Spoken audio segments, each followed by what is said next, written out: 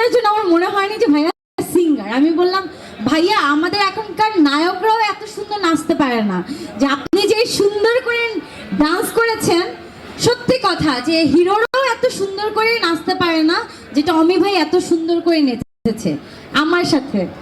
আর কি বলবো, যে যিনি আমাদের এই গানটা লিখেছেন গীতিকার ভাইয়া, যিনি সুর করেছেন, হ্যাঁ, তো যারা মিউজিক করেছে তাদের সবাইকে অসংখ্য ধন্যবাদ। আর আমার ওই পাশে বসে আমার হাজব্যান্ড, তারও অনেক সাপোর্ট ছিল। আমি যখন শুটিং করছিলাম সে কিন্তু শুটিং সেটে প্রেজেন্ট ছিল।